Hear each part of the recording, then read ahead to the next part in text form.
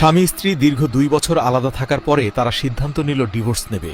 অবশেষে ডিভোর্সের আনুষ্ঠানিকতা শেষে যে যার বাসার উদ্দেশ্যে রওনা করল। স্বামী বাইরে এসে একটা রিকশায় উঠে পড়ল বাস স্ট্যান্ডে যাওয়ার জন্য। পিছু পিছু স্ত্রী এসে স্বামীকে বলল, আমি কি তোমার সাথে বাস স্ট্যান্ড পর্যন্ত যেতে পারি? স্বামী সম্মতি জানালো। তারা দুজনেই যখন রিকশায় যাচ্ছিল, হঠাৎ করে রিকশার ঝাঁকুনিতে স্ত্রী পড়ে যেতে লাগলো। স্বামী হাত দিয়ে তাকে ধরে নিল এবং বলল, নিজেকে সামলাতে শেখো। স্বামীর কথা শুনে স্ত্রীর চোখে পানি চলে আসলো। সে স্বামীর দিকে তাকিয়ে বলল, এই 2টা বছর নিজেকে কিভাবে সামলিয়ে নিলাম, একবারও কি খবর নিয়েছ? স্বামীও স্ত্রীর দিকে তাকিয়ে বলল, তুমিও তো কোনো খবর নাও নাই। কতগুলো ঘুমহীন রাত তোমার অপেক্ষায় পার করেছি। এরপর দুজন একদম চুপ হয়ে গেল। তাদের মধ্যে আর কোনো কথা হলো না, কিন্তু দুজনের চোখেই একরাশ অশ্রু জমে আছে।